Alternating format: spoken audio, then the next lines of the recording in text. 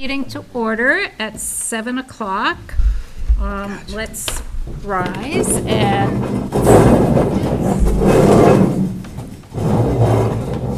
the flag of the United States of America and to the republic for which it stands, one nation, under God, indivisible, with liberty and justice for all.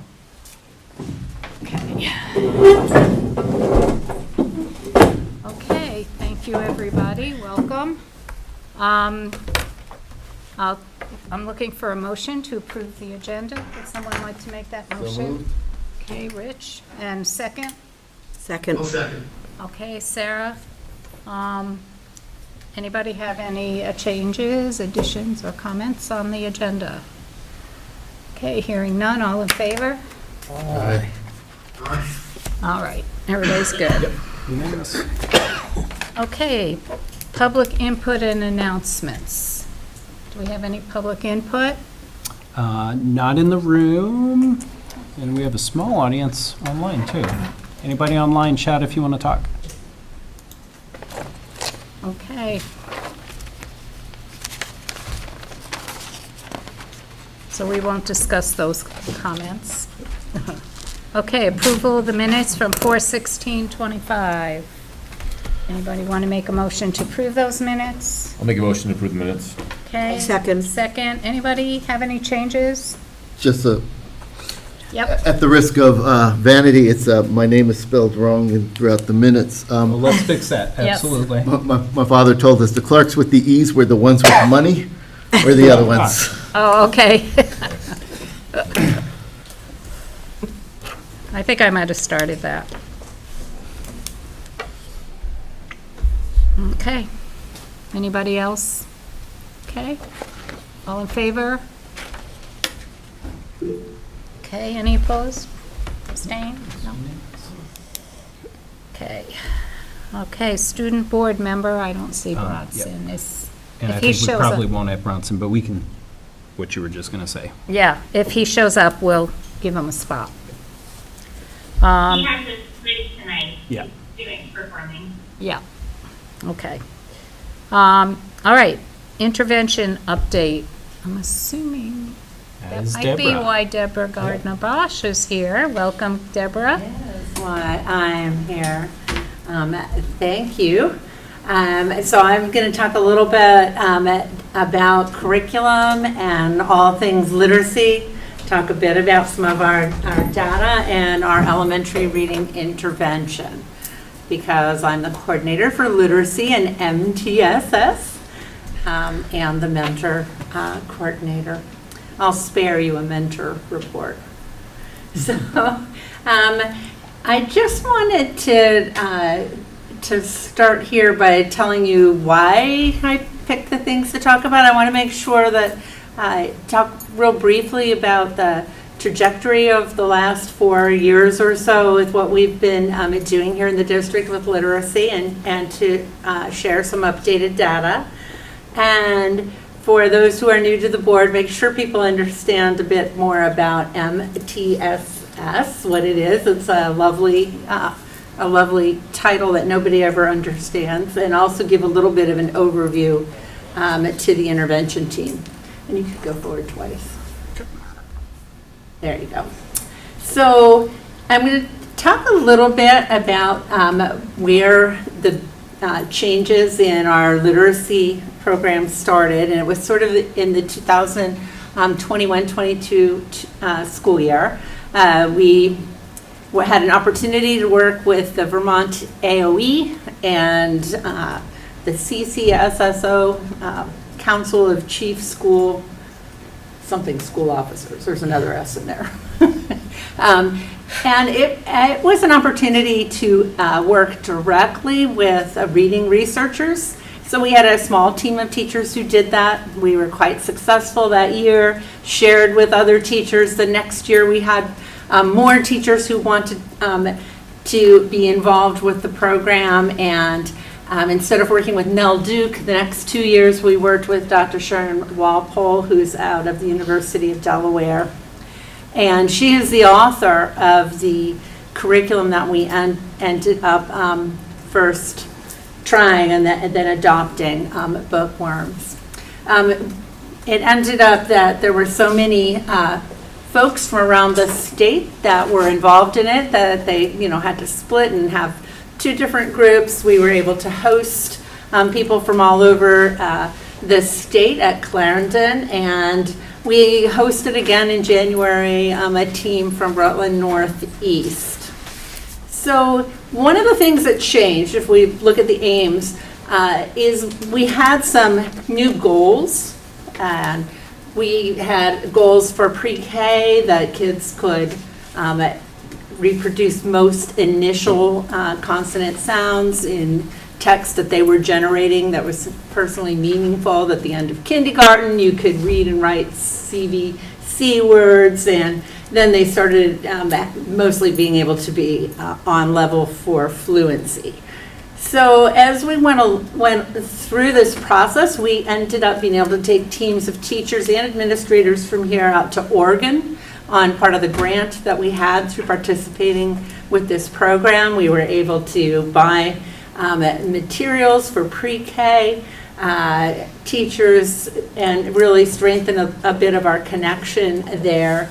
And we were able then in 2023-24 to begin our implementation of the literacy program that we're working with now, which is a structured literacy program.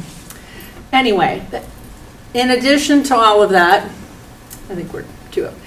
In addition to all of that, there are teachers who work monthly in a curriculum work group, and we meet and they can review things, and able to get a lot of input from them. And I meet twice a month with my intervention team, so I get a lot of input from how things are going with teachers, and we can sort of share that conversation back and forth.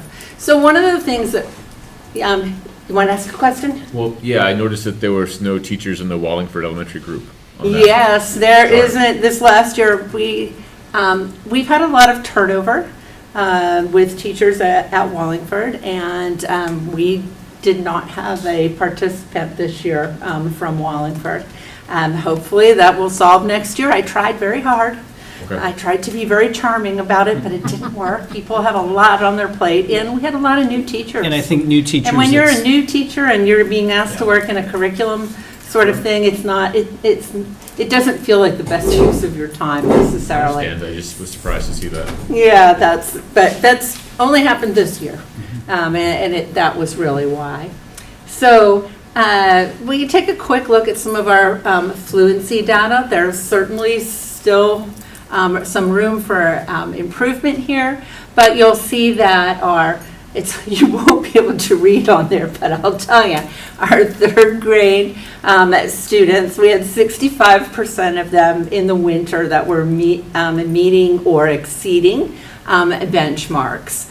When you looked at 4th grade, it was 52%, and when you looked at our 6th graders, it was 43%. So what we're sort of seeing is that some of the kids who've had this longer in those younger years were doing better with it than some of our older kids who had not had exposure to this curriculum. And I think you have one more. Okay. Well, on that fluency data piece, I'm going to say one more thing about it. I looked at the 3rd grade data in particular, and if we take out the students in that cohort who are on IEPs for reading-related things, we had 83% of our students who were meeting those fluency targets. And I thought that was an interesting bit. So then looking at the longitudinal data here. So this data is looking at the same cohort of students up through the grades. And the STAR reading assessment that we're looking at here only begins in 2nd grade. So our current 3rd grade students just have 2 years of data to look at there.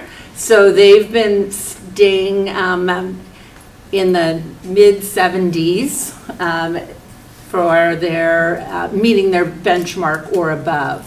If you look at our current 4th graders, Here you can see a little more data because you got 3 years of it. So in second grade, you had 63%, in third grade, 55%, and by fourth grade, we're at 73% of kids being able to meet, and that's all kids, being able to meet that benchmark over multiple years.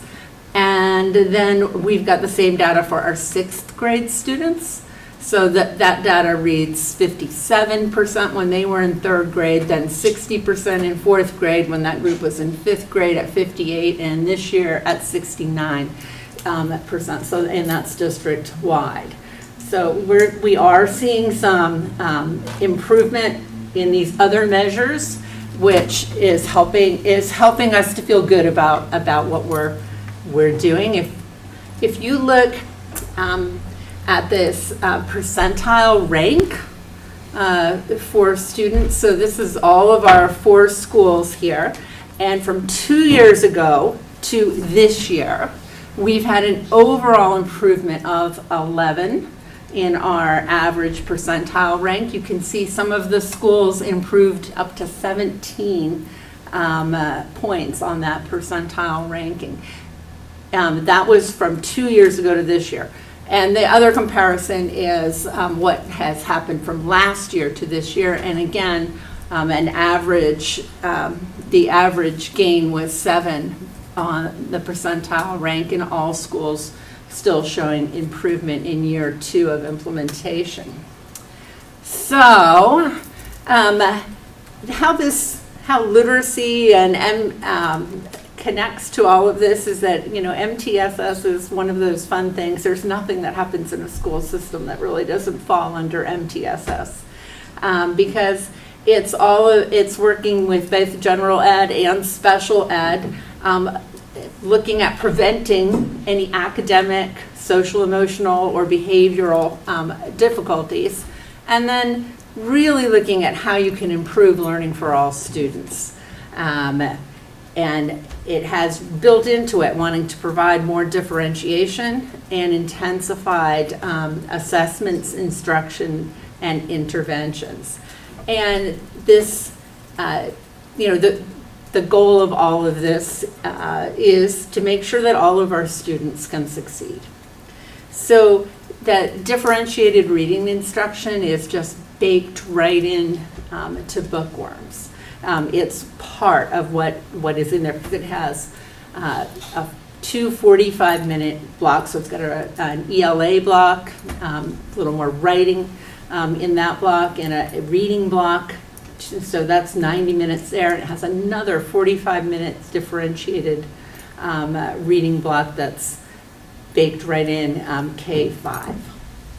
So our ELA intervention team has 5 people on it, but if you looked at full-time equivalents, it would be 4, which I'll explain in a minute. We have Mary Ellen Kafarsky at Clarendon, Mary Beth Monahan, who splits between Clarendon and Wallingford, Kathleen Harrington at Wallingford, Joan Latuka splitting between Teignmouth and Clarendon, and Julia Weinman between Shrewsbury, stays at Shrewsbury. So you see the reading times there. One of the changes, if we look at what has happened here with sort of movement in the program, and is that we've taken some intervention time and we are helping at the mountain schools with their shared reading block. Bookworms is a very intensive program. It's set up for each level. It's really difficult for the teachers that have the 2 grade levels, and we're providing another teacher to be teaching reading for that 45 minutes of intensive reading time that can be just targeted at that particular grade. So that's why I say if you added those 2 interventionists together, it's really like 4 interventionists because they're being used for half of their time as like a reading teacher instead. And that's been a nice way that we've been able to really support bookworms. And the intervention team also does a lot of the assessing at the beginning of the year, helping teachers make sure that they're literacy data sheets are updated, attending ESTs, which are the educational support teams, and doing a bit of literacy mentoring. One of the other really important things that we've been able to do over the years is also work on some systems improvement and look at things that would help support teachers. We started out targeting primarily K1-2 and K1-2-3. I took a quick poll of the students we've served so far this year, and you can see that the majority of them still have been down in K1-2. I also showed how many kids are exiting, because some of these are shorter term things, not a long-term intervention. The upper grades, that FC there is fluency and comprehension groups. So they're helping there when they have time by pulling a group of kids, usually who are reading a bit below where others in the class are, and being able to take that, work with that group for usually a 30-minute block of time. So when I say that they've been able to help with, the intervention team has been able to help with some of our systems work, I really want to acknowledge two of our interventionists in particular, Kathleen Harrington and Dr. Mary Beth Monahan, who have been fantastic in helping to come up with supports that are really for teachers. These are hard to see here, but they're things like, kicking off the school year, tips for teachers in October, things to make sure that you're thinking of and doing it. And they're really, because they're in classrooms, our intervention team work in classrooms across every school, and we meet together twice a month. We have a really good pulse on what's happening around the district, and we see we see classrooms in the same grade level in all 4 schools. So it's easy to see where somebody is doing something that someone else might benefit from seeing. Wow, that's a great idea, or a nice routine or system that they've set up. So all of these types of things, we're also changing. Our literacy data sheets are every year get updated because we try to make them collect data that's actionable for teachers and that's useful for us at a district. It has to be one or the other, either actionable for teachers or useful for us from a district systems lens. And we're always revising other sorts of things that would help teachers have everything in one place. So when you go and you can see, like, the fall things are in green, they're all hyperlinked to what the benchmarks are and what you're giving and how you're putting them in. There's an information sheet at the beginning that has all of that information hyperlinked there. So we try to make it user-friendly for people. So I asked the intervention team what they've seen in changes just in the last 2 years with bookworms. So I'm just going to share a couple of quotes here and I will be done. This one is from Julia Wyman, who is our reading teacher and interventionist up in Shrewsbury and was also a kindergarten and first or second grade teacher at Clarendon for a while.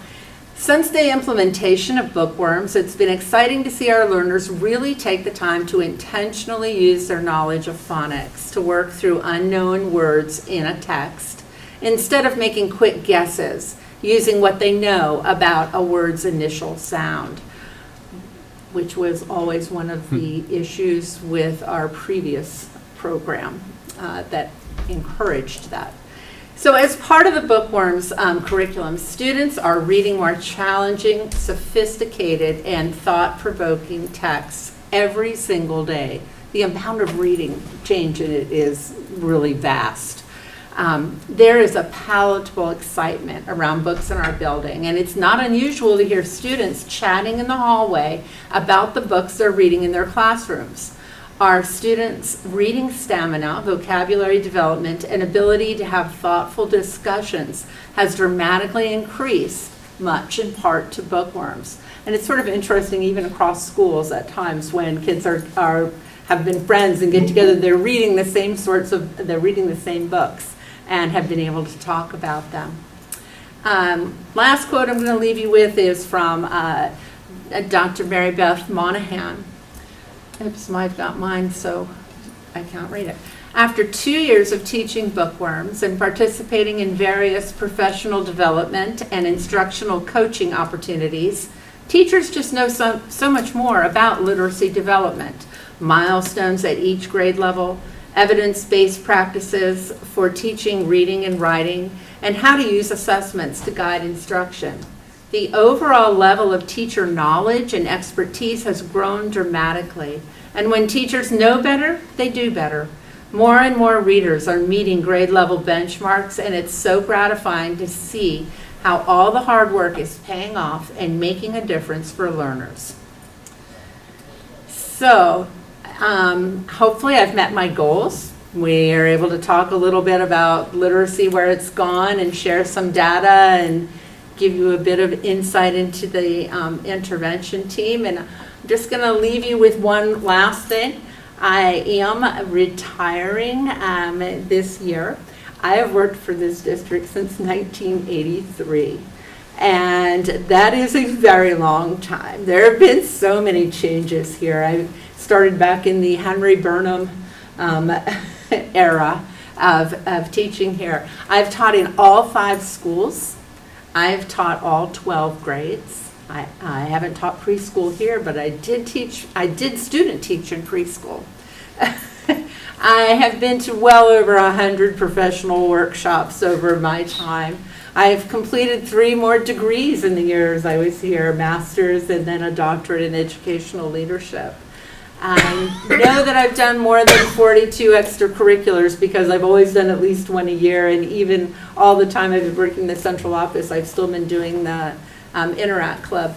But I love doing things like, chess. I taught 19 years at Wallingford Elementary, and I did things like run chess club and oral history club. I ran 10 years of an archaeology camp in the summer for the Hayes Foundation. So I've always done a lot of extra curricular things around too. I've had 12 different roles, lots of jobs, been done gifted, talented, and I've done a lot of different jobs over those years here too. And I tried to count up how many superintendents there have been. I think 7.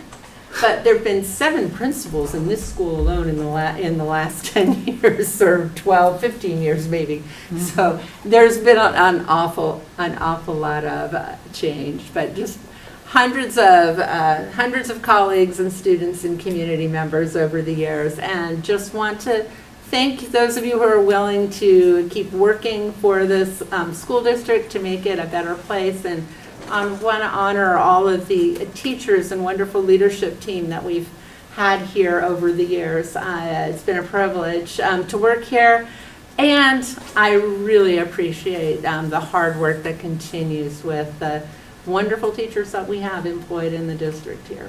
So thank you. Well, thank you, Deborah. Don't go, because there might be questions. I am not going to run off there. Are you going to If there answer questions, or are you just- done? You're retired. No. Questions are good. One thing I do want to highlight, Deborah most recently has been involved very closely with this work. And as you see the progression of this work over the last, 4 or 5 years, I think we start to understand how, turning around test scores takes a decade. Deborah's got a heck of a lot of years doing this work, and we have a lot of educators who are involved in the work and participating and collaborating. When we have a lot of things all moving that same direction, it still takes a decade to change test scores, So the leading indicators that Deborah is showing us today, the lagging indicator is going to be what our state scores look like.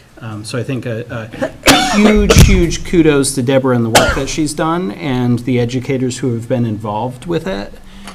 But gosh, the things we see on the ground take a little while to translate into those high-stakes test scores. So I think just worth reminding folks of that and thanking you for the work that you've done. Okay. I think I heard a hand up. Josh has his hand up. Okay, well, Rich, I'm gonna let Rich go and then Josh next. Okay, Rich? I was Like just I have this. thinking for the moment, take advantage of your experience here and just, I mean, I was just, as you were talking, I was looking up bookworm to see what this is here. And just, if, you know, on your way out, if you had to say, well, what one investment should we be making? Where should we be concentrating on to make those improvements? And I like we see the group that is meeting proficiency and exceeding. Thinking of the ones on the other side, how do we move that over in the best way? I think that the continued support for intervention is really key to that. We have a team that's got some very highly skilled and experienced people on it.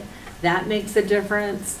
Having really quality professional development where you really are learning and growing, it makes a huge difference. This right now, our curriculum I think is more aligned than it ever has been in the 40 years I've been here. So keeping working on that part too, but. That intervention team has been really key, and the support that we've had, particularly from Jody and Brian to do this work has really made a difference, because we have had others who were afraid to move forward because they didn't know a lot about it, and were afraid to give the team who did know something the permission to do it. And that's really what we've had. That's made a difference. And Josh? Josh? Yeah, first, people that are on the board know that I do this every time. Like bookworms, and my daughter is in the 3rd grade cohort where they started as with Tabitha at Inmouth as one of the figureheads, and just how much. They're down reading books right now, and they read books every day now.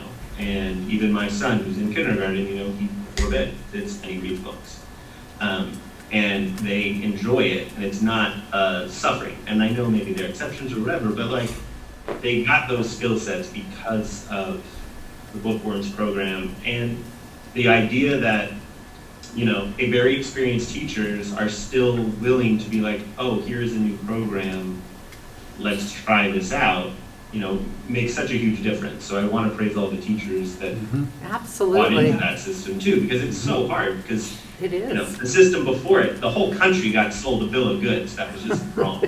And we just taught kids how to read incorrectly for a while, and this program was a big shift in that, and that was great to see. So that's my praise. I have 2 questions. One is, materials and everything that goes along with Bookworms, are we still on the right trajectory of making sure that everybody has those materials still, and figuring out what the right stuff is to have for that? So, second question, it would be, there's not going to be if we're going to try to focus on math as well going into the future, I know there's not a big radical change, but is there kind of a guidepost or goals that have been set out for that? I know that wasn't part of your job, but while you're here, I'm trying to steal some information. Well, I did work with the math intervention program that we had here previously, and I would say one of my takeaways is that it does take a team, and that it is hard to do if you don't have a team, and it takes a while to build expertise within that team and then beyond.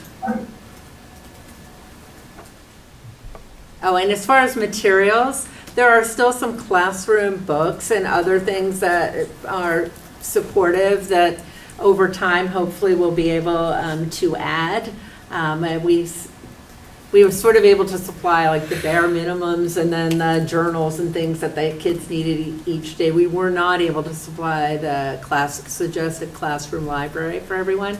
So slowly, over time, hopefully that'll be able to be built into a budget to do. So has it been built into the budget for this next year? Do we know? No, No materials? no new. No additional. Additional materials. It is built in for those, all of the journals and students. Consumables? Yeah, all the consumables, but not an expansion of a classroom library. Yes. I had a question. I also have a third grade daughter at Wallingford. Yay for third grade. No, I right. taught third grade a long So the time. data's awesome. It's doing great work. My only thought is that I feel like sometimes MTSS models tend to focus a lot on the low end and sort of allow the kids at the top end to just kind of continue to be good, and do the right thing and test well. But how does this model push those kids harder? Is there So avenues for them to move up? MTSS is for everybody as far as Well, theoretically, yes. intervention. As far as looking at a gifted talented program, we haven't had one here since I no longer was doing a gifted talented program here. But when we did, we had one person, who was me, working part-time trying to do something for all 5 schools, because we were also doing something at the middle school. It's sort of a model for not being overly successful. And, that would be my one caution about the math intervention. You really need, teams are much more impactful and successful. I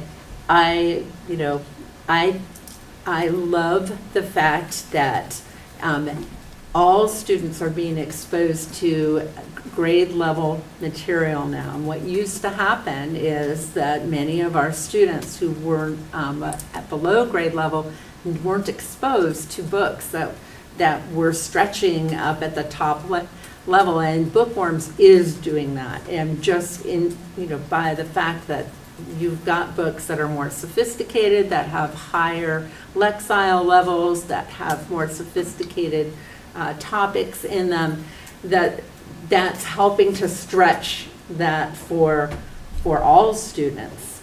And I guess that's what I would say.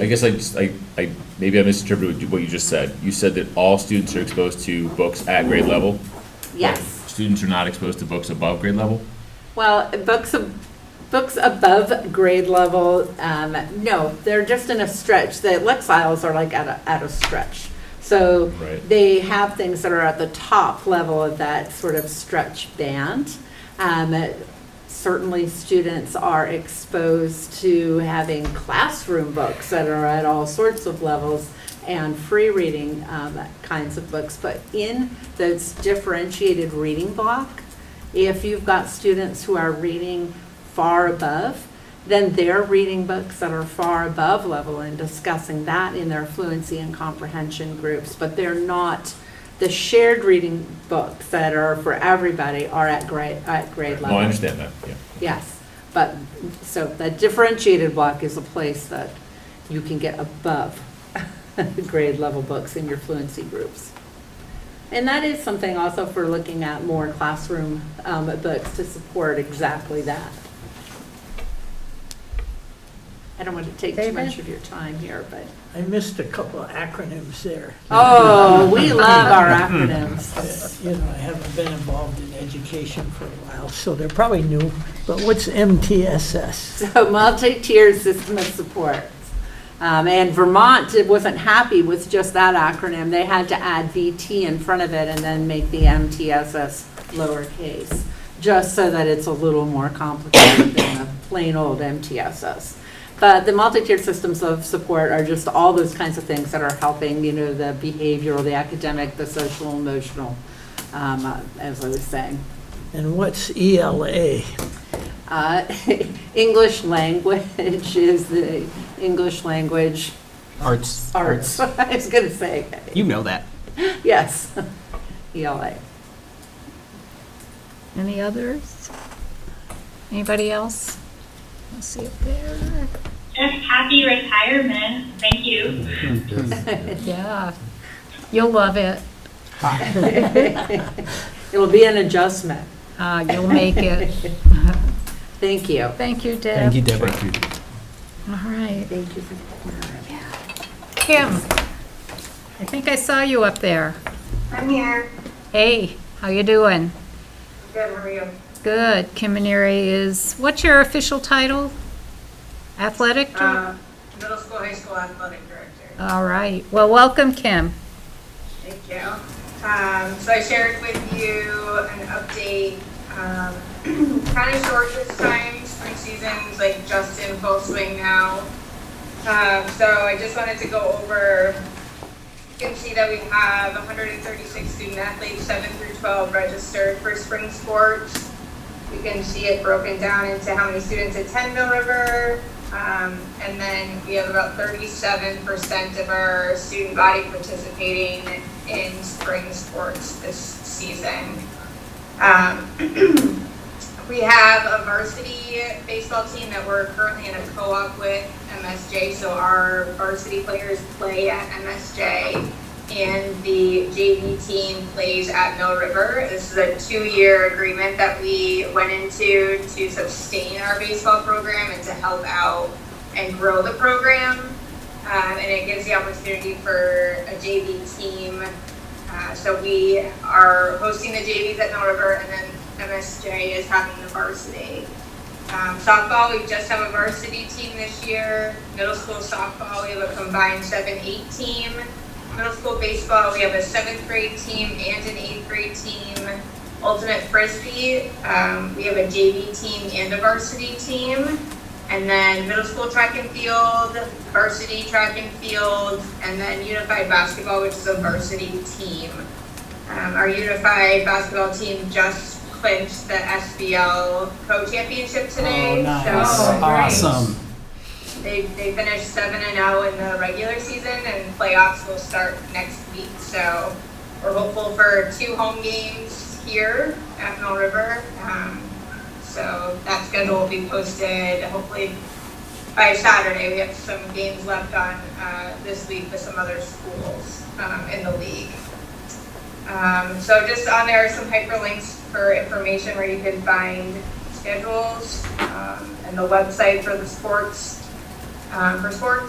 and then just some facility projects that we've continued to do. The newest one added to that is the middle school gym floor has been replaced.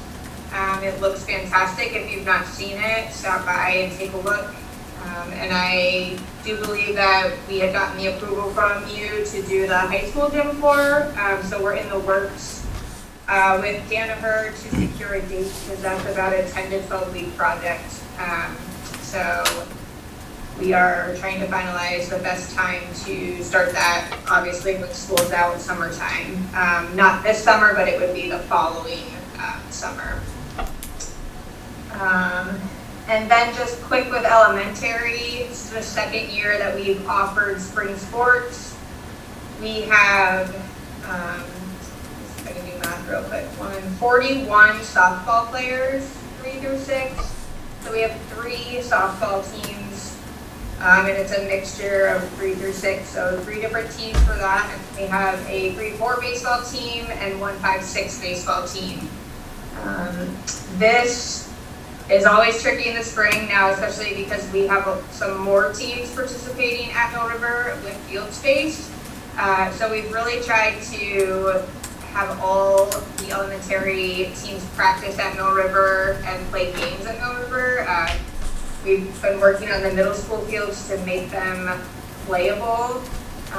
Wallingford Rec has been generous enough to let us use their fields for a couple games, but the majority of our games are at Mill River for elementary, and they will be played on the varsity softball field, and if not on that field, the middle school softball field. Those are the same size for softball and baseball at the elementary level that they play on.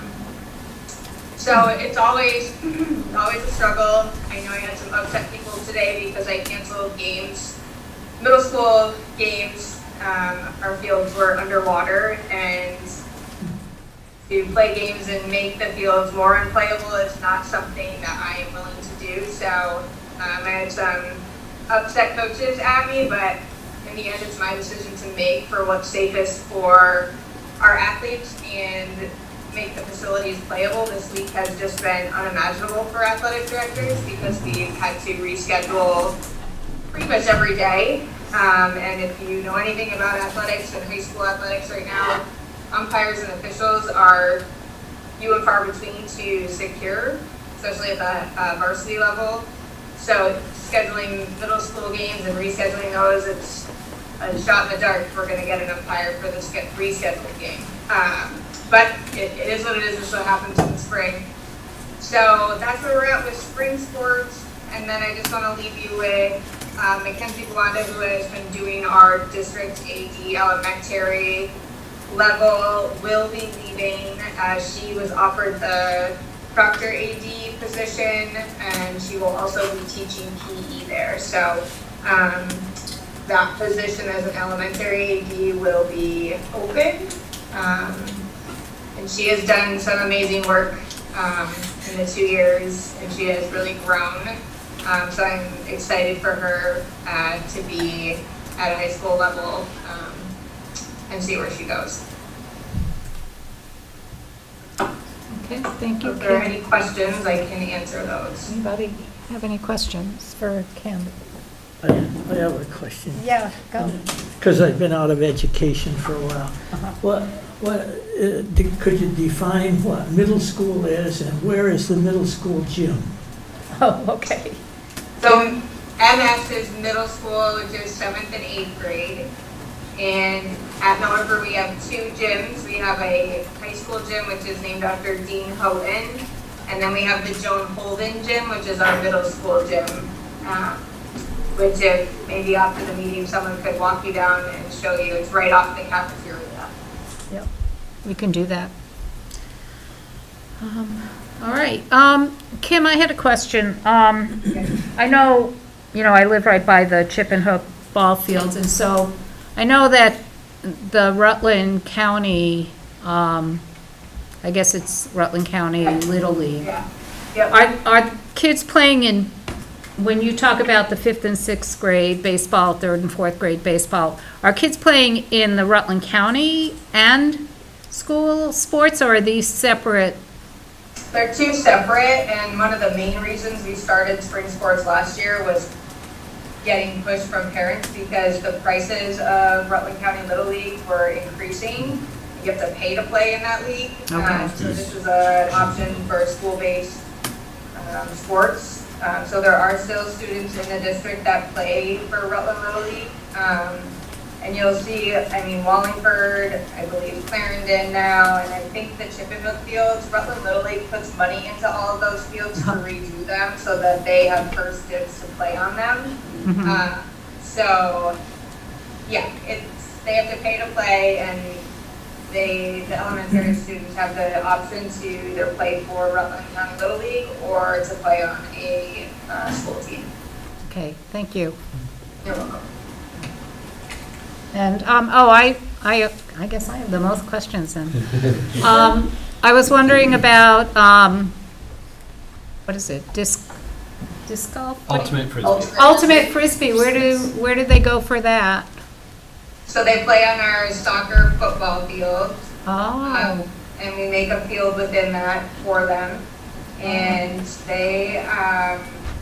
they're doing exceptionally well this year. They, I believe, are 2-1. They're either 2-1 or 3-1. And we have, like you just saw the numbers, 27 students. So we're able to have a JV program. And there are other schools that have JV teams, so we try to play the games at the same time if we can. But it's really an ideal sport. You don't pay for officials or umpires.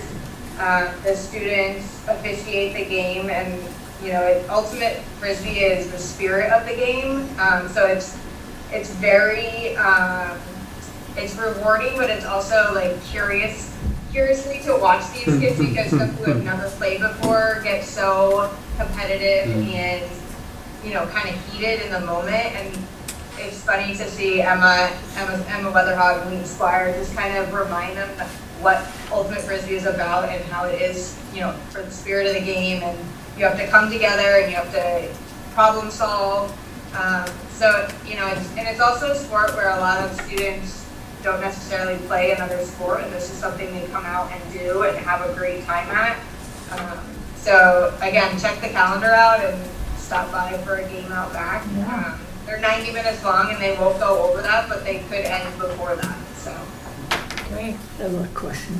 Yep, Dave? On the participation percentage, does that vary a lot from season to season? And the second question would be, how does that compare to what other schools have for participation percentage? So, Brian can remind me too, I think we've stayed pretty close to 33 to I think 42% was our highest. So we stayed between that percentage of students participating in athletics. I am not sure about other schools and their participation rates. I do know that for students who participate in athletics, it's very similar to our students who also participate in the arts and music. We have a lot of crossover between the arts and music and athletics. I believe Kristen Simonetti and I figured it out one year, and it was almost close to like 50% of the kids are doing, both. It's hard to know about other schools because of the school size. We're really considered a D3 school now with our numbers. So I would say 37 is a pretty good percentage for a population of what we have. Yeah, and my recollection is similar to yours, Kim. I think a couple years back, we were looking at a lot of low 30s numbers, 33 or 34, and lately we've been seeing, that one time above 40 and staying to the high 30s. I think it's awesome to see that the athletics program is taking feedback from the community. That example of Little League costing so much, why don't we start offering that ourselves? I mean, that's a recent development in the last handful of years. And that's supporting our numbers. Ultimate Frisbee, how many years has that been, Kim? 3 or 4? I think it's actually 5, but I think COVID year we didn't have a season, so 4 plenty. And now seeing Ultimate Frisbee have a varsity and a JV team, I think a testament to the athletics department really thinking about how do we, as our student population is smaller every year, how do we keep growing participation and how do we keep trying to serve our community? Kim's done a great job of growing our programs in that way. And Mackenzie, too. We'll be sad to see her go. And I will just add that middle school track and field, and high school track and field, we do have students who attend from MSJ and participate. They are an MSJ team, but they are with our team every day practicing. So there's about 14 or 15 MSJ students that also come to our school and do that every day. And it would be easier for us to go, gosh, we can't field the team, oh well, but to work with our neighbors and try and put a team together, I think shows how people approach the work. I had a question. Is there any cost for participating in the sports? I mean, I know that they're covered by the school, but like for uniforms or equipment, does the school pay for that? You can't pay to play in Vermont, so it's all school. So it's all provided by the school? Correct. Okay. But does the Booster Club support that, Kim? So the coaches can make requests to the Booster Club for items that they may need that I can't support with the operating budget. Right. And so that's how they reach out, and that's how the Booster Club helps spend their money that way. And then some teams have friends of, like there's a Friends of Football, there's a Friends of Wrestling. They do fundraising to raise money for their own teams to provide items that they may need. Okay. I had a question as well. Transportation for elementary school kids who are at one of the, Clarendon, Wallingford, Shrewsbury, or Tinmouth. If a team is practicing at, let's say, Clarendon at 3 o'clock, how are we going to get kids there? I know for my family that's been a challenge. And I know that busing is a perennial challenge for Mill River, but I feel like that's something maybe as we grow these programs we could explore. I think it's something to look at, but we don't even have the drivers to drive our high school and middle school teams right now, and 3 o'clock time is when dismissal is, so we have 0 drivers available, and that's why you get the obnoxious phone calls for consolidated routes all the time, because there's probably a game that day and a driver has to drive a team. I would say in a perfect world, that would be 100% something that we could do, but if we don't get any more bus drivers, we're gonna have a hard time busing just our regular kids to school. Might do athletic programs or music events after school. And that's something that I believe every school is struggling with, transportation, whether it be for athletics or for school. So that's, for elementary, we really try to tell them practices can't happen until after 5 o'clock or after 4:30 to try to alleviate some of that stress for parents to get their kids from either an after-school program or carpooling with somebody else. Back when I played sports and went to Mill River, every elementary school had their own sports team, so it was easy to just walk out the door and go to practice. But unfortunately, with the districts and doing a district-wide elementary program, it's not how it's working. But it's definitely something that can be looked at, and I know I've had conversations with our transportation coordinator about it, and it really just comes down to drivers and having, those extra hands to help out. Thank you. Anybody else have any questions for Kim? All right, thank you, Kim. Thank you, Kim. Thank you, Kim. Thank you. Driver's education contract, is that you? Yep. So I would ask the board, we would recommend to the board accepting a services agreement with All-State Driving Instruction LLC. So if somebody would want to make the motion for purposes of discussion. So moved. Okay, Rich made, second? Ned? Okay. So we have advertised again this year for a driver's ed teacher and been unsuccessful. We had really 2 individuals, one that we had tried to work with before, and we struggled to get a contract together to do that work, and another individual who was just not licensed at all. So for that person with no license whatsoever to try and jump through the hurdles to get the licensure needed, that would be really, really hard for us to do. If we were hiring for math and we had a person we could get on a math provisional license, yeah, we'd explore hiring them. But to do that for driver's ed with the driving element and the classroom element, that's challenging at this point in the year. So, we had that posted for a full 2 months, and we had the 2 applicants. We work with the union to get permission to hire non-union personnel to cover these responsibilities, because otherwise this would be a union position, union-eligible position. The union has signed off on us contracting with Allstate for another year. Now, what we would do as part of that agreement would be to advertise again during, peak hiring season, and keep it open for a full 2 months and explore any viable applicants. Everybody wants to hire somebody in-house. There's nobody's pushing for it to be contracted out. But absent somebody who can actually do the job, we do have a requirement to offer this. If we were to not offer it, we would be pledging our dollars towards vouchers that could go anywhere and could get a lot more expensive and not be as steady a cost.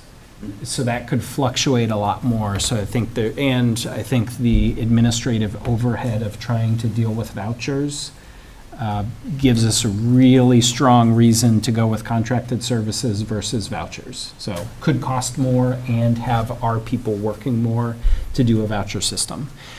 We went with Allstate last year, and it's gone well. They've served our needs well. Folks like the instructors, and they have the capacity to do what we need them to do. So, any questions, Rich? Upon what is the projected 40 to 60? Is that the class size, or have you surveyed students? So, yeah, the 60 is the most that we think we would need to work in a regular year to keep up with. And if you look at our class sizes, if you think about every maybe sophomore class, just to ballpark, let's pretend that your sophomores were all the ones that were going to be eligible to get their licenses at the same time. 60 kids is about a class size for Okay. us. So that capacity is reasonable for us getting what we need. Some of those spots occur in the summer, some of those spots occur during the year, so there's some flexibility for what suits people's schedules. And the ones during the year are during the school day, which I think is important to offer for some students to be able to access. Another problem with vouchers is you have to find your own time, and Right. you wonder about equity of students being able to access. The minimum of 40 has to do with them projecting if they're actually able to enter into a contract and not end up underwater. Right. So if they're pledging personnel to us, and if we say, we only have 10 kids, they go, well, we can't. That's what Yeah. I understand that, but I was just, that's why I was asking about the numbers, because if in fact we only have 10 kids, Yeah. then it might be worth paying a higher per kid price with the vouchers. Great thinking. We did not have a problem with the minimum. Okay. The minimum was not triggered. Sweet, okay. Yeah. That's where I was No, going. Thank you. we were doing pretty well, staying right in between 40 and 60. All right, Yep, thank you. Yep, great. Are Len? kids required to take driver's ed, or if their No, parents want to teach them? No, they're not About a year required. earlier or something? We are required to offer it. To every They're- kid? Yeah. The They're thing not about, necessarily, required to take it. yeah, I was going to If say, you wanna the get a thing about junior driver's ed is, License, you Yeah. have to have driver's ed. Okay. So Is that's that the if- push. if your child has driver's ed, your insurance is not as much, and they get I forget. There's a whole bunch of reasons. There's incentives. You Yes. also have to wait longer to go for your license. Oh, okay, yeah, If you do that. If you do not, okay. Right. And my son just finished with the contract at Allstate, and it was a great experience, and he got his license. Oh, good all to hear. right, yay. Good story. Good So for you be all. careful on the road if you see forest. Drive.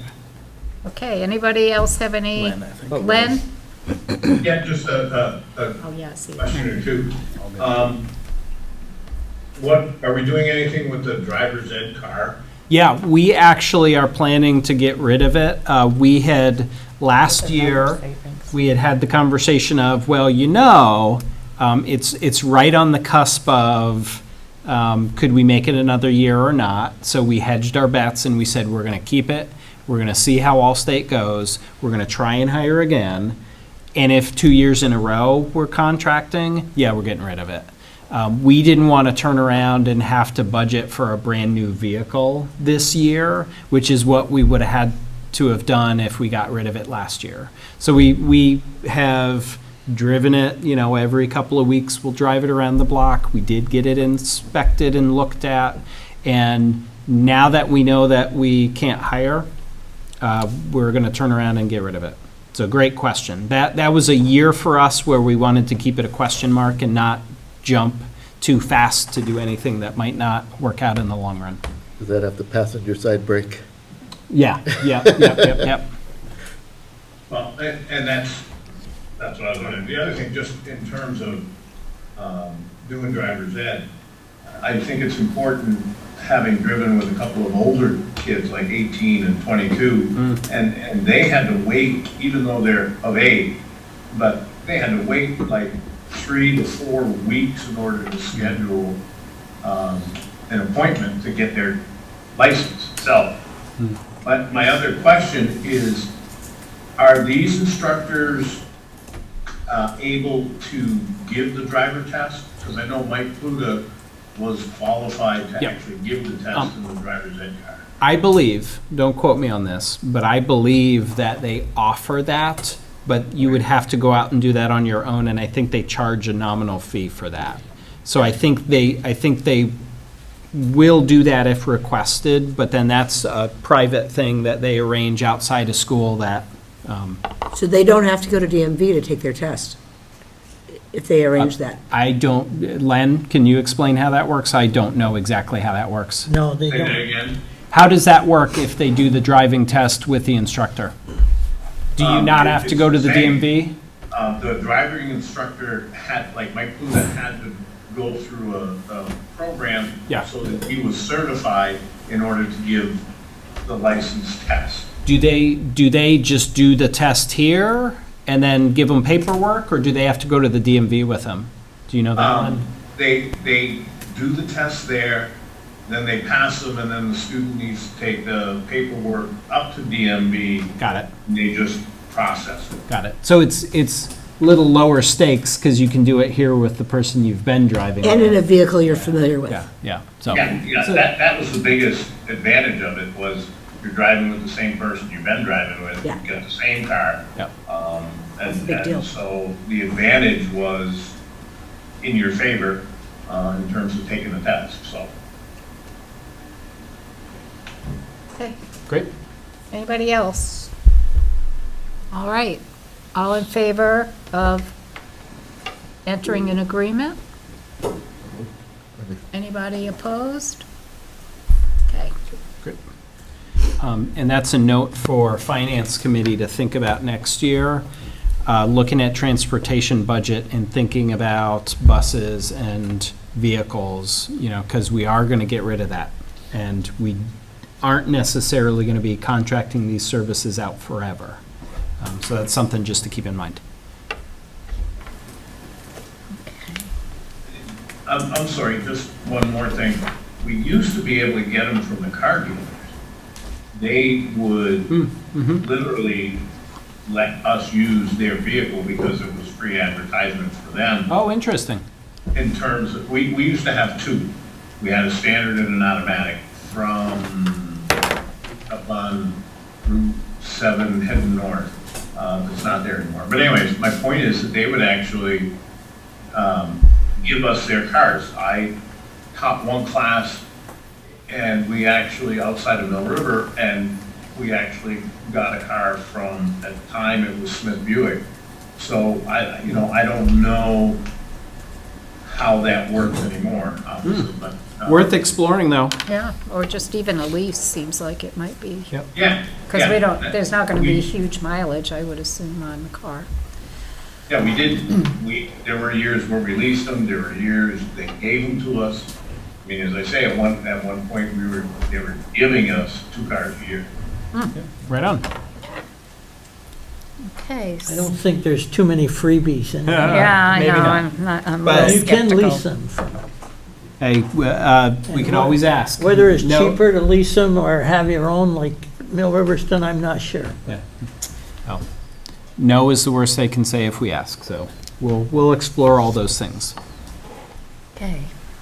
All right, next on the agenda is the stormwater project bids. Who's going to speak to I that? can talk a little bit about this, and then maybe B&G folks can chime in. Okay. So if we can get a motion to, Well, let's- to, So let me just, maybe Josh, you want to explain what this is about a well, little bit I'm just before? thinking do that under We can make the discussion. motion and then we Yeah. can. Okay, well, I don't know what's the motion then? motion to approve the payment of $61,902.78 out of the building fund for this project. For this project. Mark Okay, out. Ned moved, Yep. and second, Ned made the motion, who's the second? Oh, Rich is seconded. Okay, now we can talk about it. Okay. Josh, do you want to? I don't mind. You can talk about it. Okay. So there is this wonderful, wonderful requirement from the state that we refer to as the 3-acre site requirements. So because of the impermeable surfaces at Mill River High School, so the parking lot that is paved, because of the size of our site and the size of the impermeable surfaces at our site, we have to do some work to be in compliance with these 3-acre site requirements. There is a grant working with the state to do this work, because this is a really large project. And they understand that in telling all these folks that they need to take on these projects, that there needs to be some funding available. So the state has set aside some funding. The state has contracted with Greenprint Partners. So this is a little interesting arrangement because it's not actually us contracting with somebody. The state has contracted with Greenprint Partners. Greenprint Partners put all of this, they came and they did the site surveys, they did the engineering, coordinated all of that, and drew up plans. They put it out to bid. So their engineer estimate is a cost that's on there, and then you'll see two folks who bid on that project. So Greenprint is going to be using Markowski Excavating to do this work. Now, what does this work look like? It's going to be basically a system of baffles that are built into the, if you're walking out towards the fields and you slope down that hill there right before our bleachers, they're going to be doing work so that as water runs off into our field there, it is captured and works through in a way that anything that gets out to the other end is clean enough and not problematic to go into Otter Creek and eventually make it into Champlain, if that makes sense. So our cost of the project is 10%. That's the way the grant is built, so that they are covering 90%, we're covering 10%. That's the reason the motion was to approve the payment for the project. We're not contracting with anybody, but we do need to make the payment of the 10%. Questions on that? Rich? I have a question. Sarah? Well, will this, we were just talking about fields Yep. being underwater. Yeah. Will this make that problem better, I worse, don't- or not change it? I don't know that it'll necessarily have any impact on that. That's too bad. Yeah, unfortunately. Maybe they could, Yeah. change it a little bit so they, Drain My the understanding fields. it's mainly about treating the water. understood. So, yeah, unfortunately, I don't think that'll help there. Rich? So just, I trust that these Yeah. people know what they're doing. Sure. That's a huge difference between Hunter and Markowski. Yeah. Just Yep. looking at the, Oh, yeah. it's a Oh, yeah. 40%, 7% Oh, yeah. difference.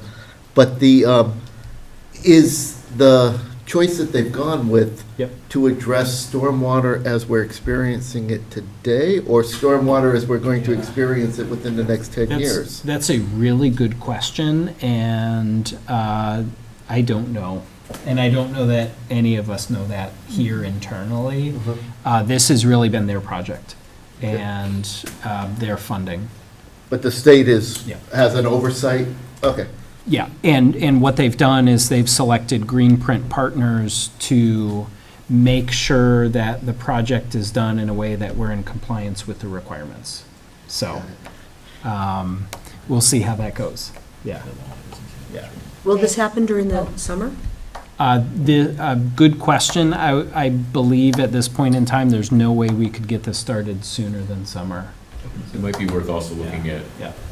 how this will impact access to the bleachers and access to the field. Yep. Because Yep. right now it's pretty casual, Yep. and I don't know if they're gonna put Yep. in some sort of like baffling or Yep. water diversion Yep. things, how that's gonna affect You know, access to the field.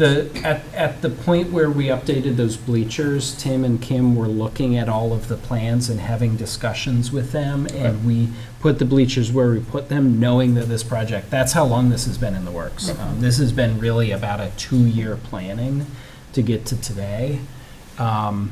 The kind of crazy thing is, if we said, because Tim and I had some of these conversations, what if they tell us that we have to do all this crazy work and we don't want to do all this crazy work? We go, well, we need to be in compliance, so we don't really have a choice. And that's an interesting place to be.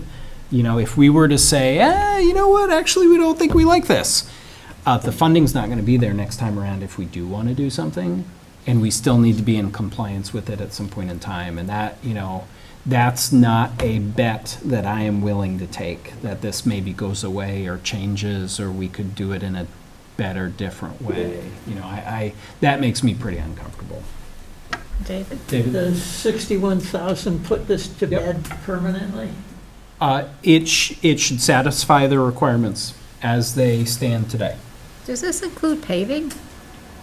I do not believe the project includes paving. So we're still going to have to fund paving since we have sinkholes and, Well, those are projects that we're taking care of with our regular maintenance funds. Those are not gigantic projects, cost-wise. They're projects. But no, this does not do anything with our paving.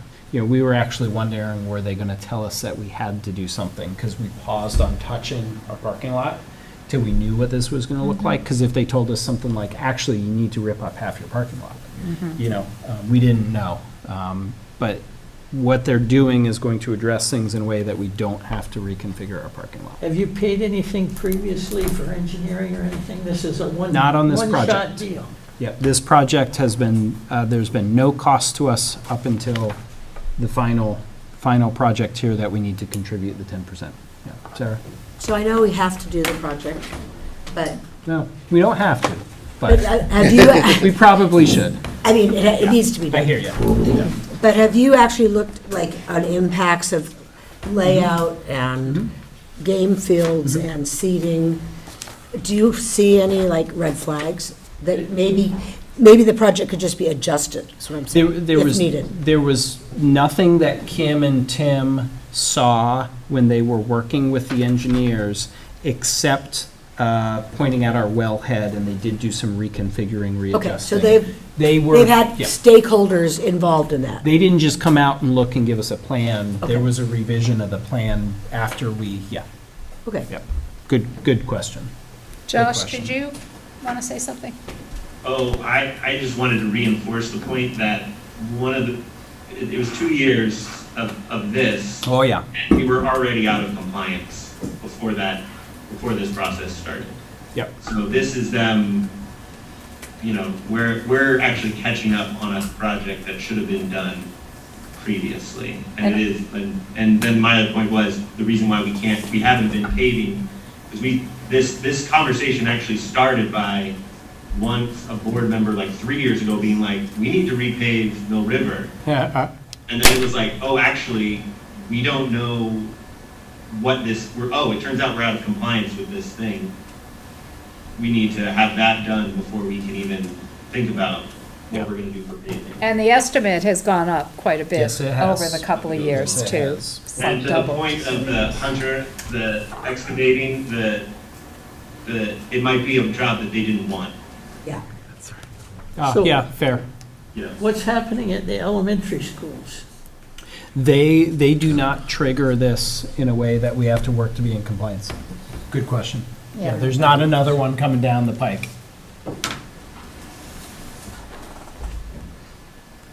Okay, any other questions or input on this? Okay, all in favor? Aye. Okay, anybody opposed? No? Thank you, everybody. Great. That's a vote in favor for me. Oh, thank you. Okay, board goals review.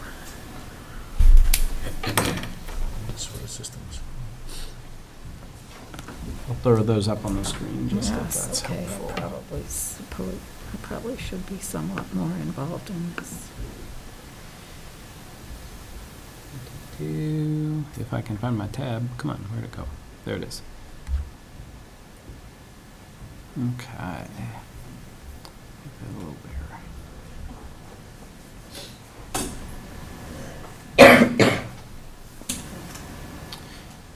So we had gotten into a pattern of trying to review these quarterly. So go back 2 years, 2 summers. Go back 2 summers and we did a pretty big overhaul of goals. We had a retreat. We, pulled in a lot of information from a couple of different sources to try and inform those goals. We, worked to draft them over a couple of sessions and had a conversation around quarterly checking in on these. And then this past summer, We looked back at them and revised them. We did not make a lot of changes.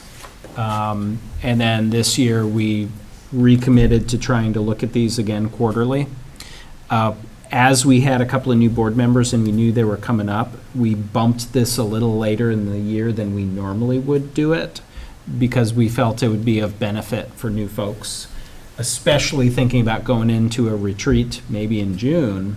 Gosh, thinking about these now so that you can come into the retreat having seen them seemed to be a really good idea.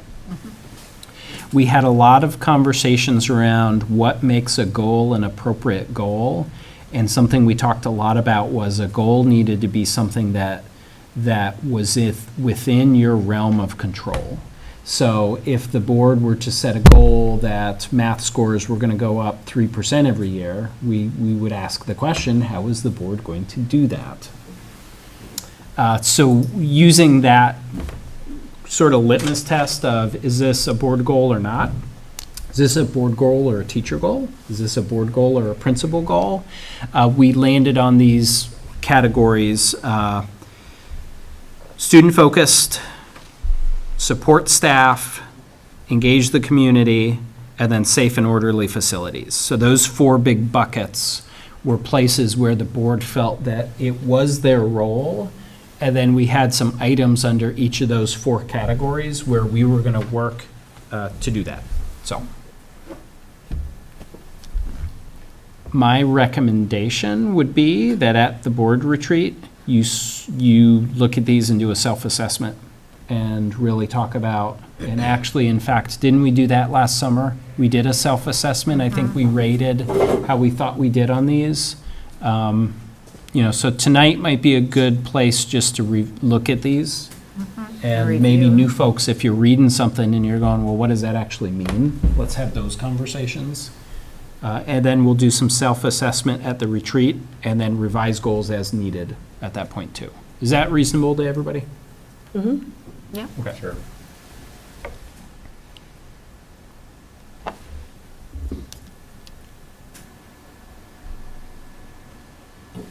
Yeah, I do think that the first goal, originally there was some sort of a percentage or measurement.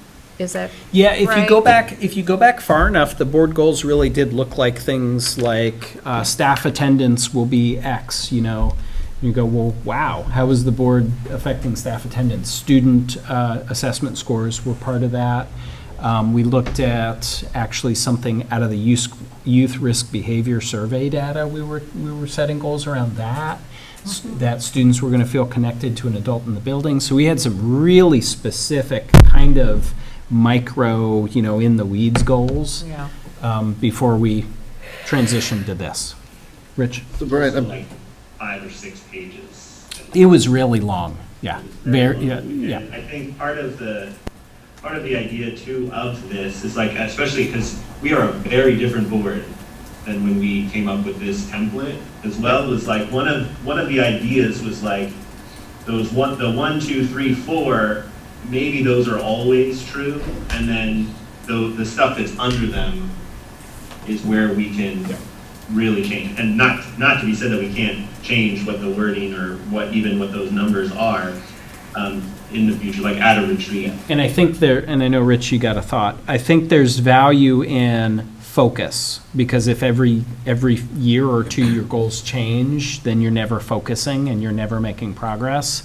And I think there's also something to say about having only a handful, because if we have 10 goals, but we keep them for 10 years, did we actually have focus? Having 4 goals and keeping them consistent, I think, strikes that balance of comprehensive but focused.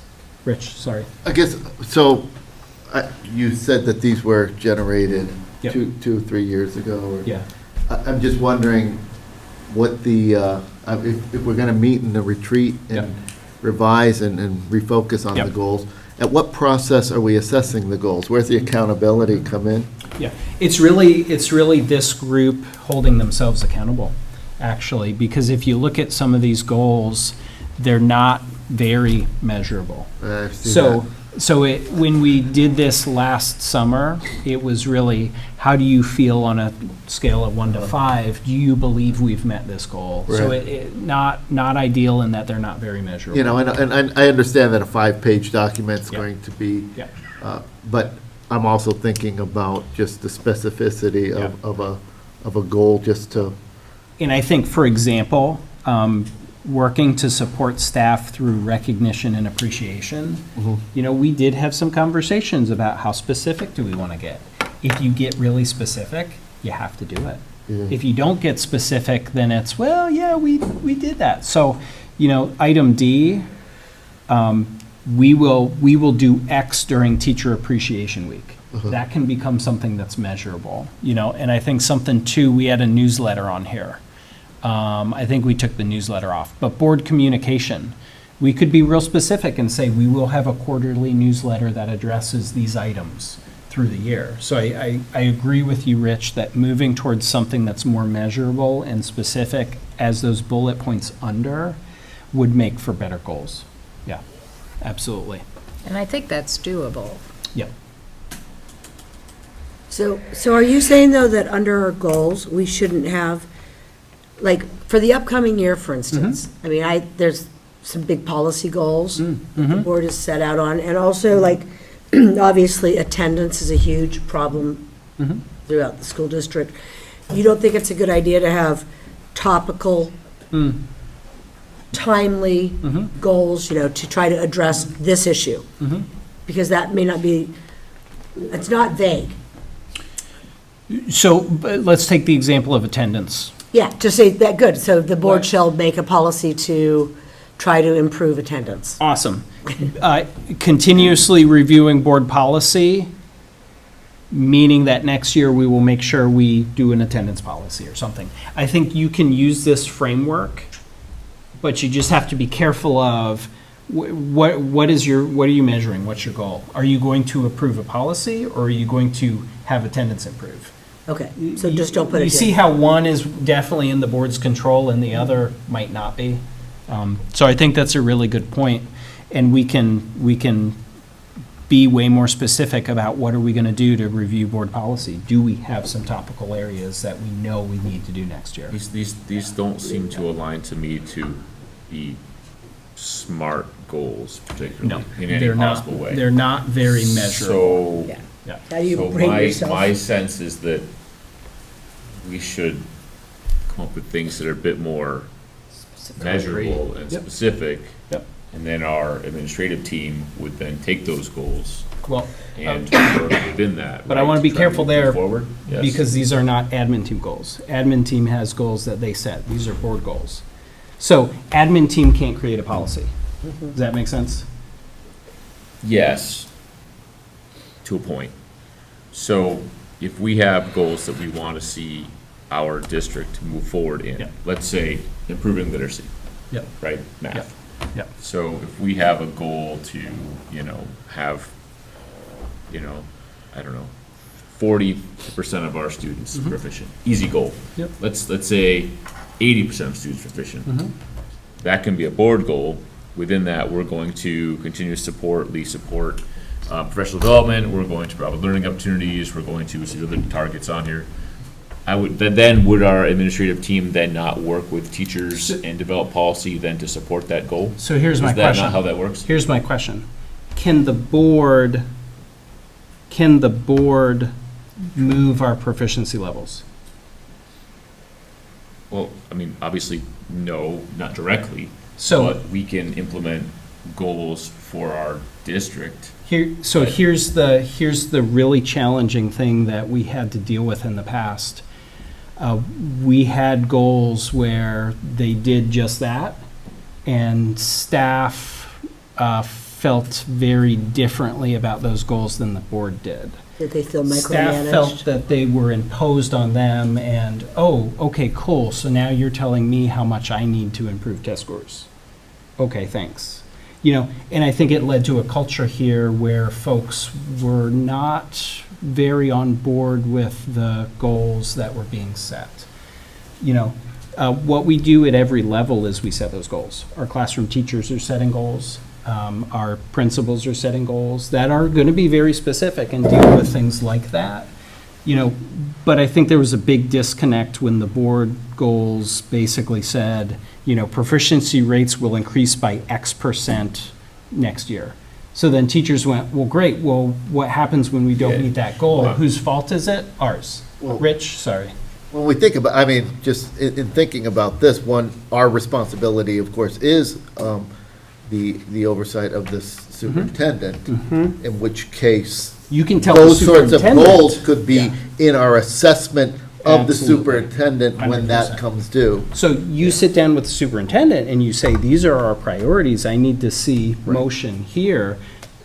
That's a supervision goal for the board, not a assessment goal for the board.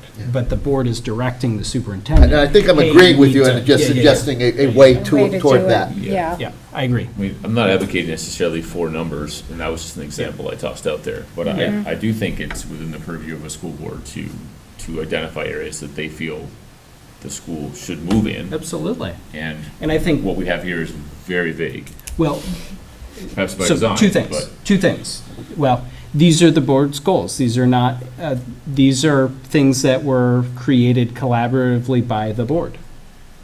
So the board can sit down and collaboratively come up with something different. Right. I understand that. And I do think there's value in them being more specific and more measurable, 100%. That's what I'm saying. But I do think when you start to talk about things that really are more in the purview of teachers or principals or district leaders, that needs to go through the channel of supervision and evaluation. Like Rich was saying, if the board wants to see attendance improved, great, you can have a goal about being student-focused and you want to implement a different attendance policy. Great.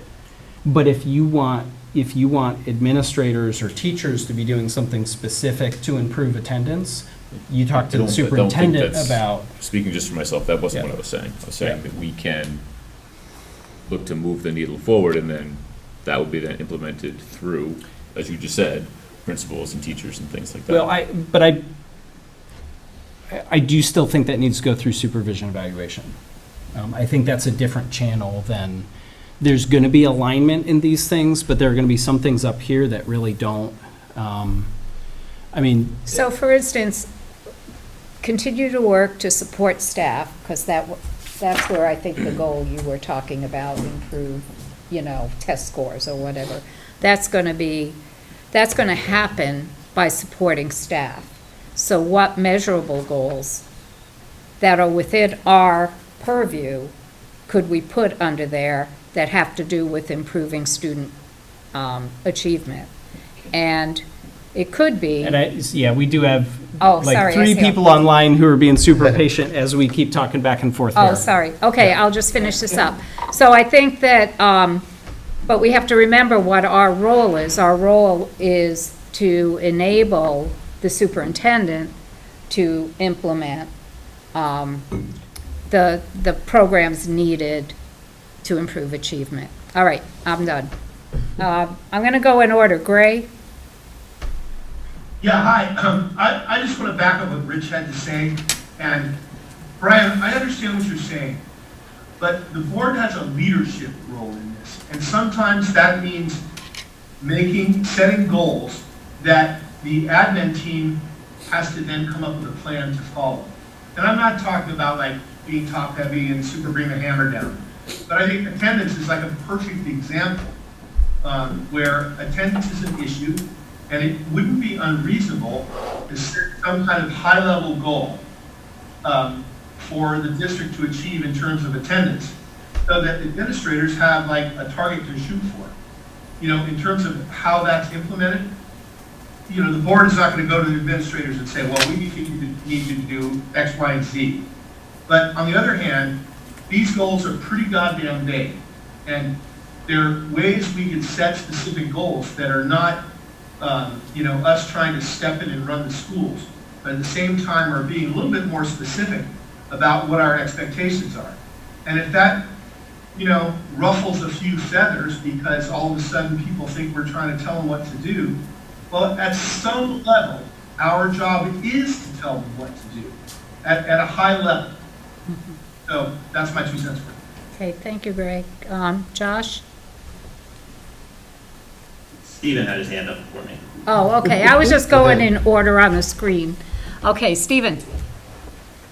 Yeah, I just want to say, I think there's, we might be getting mixed up about goals versus maybe what we would call vision or priorities or strategic plan or something along those lines. Like, I think this is a pretty decent document for goals that the board has for the board, not necessarily for the district. This is more of a document of how does the board function.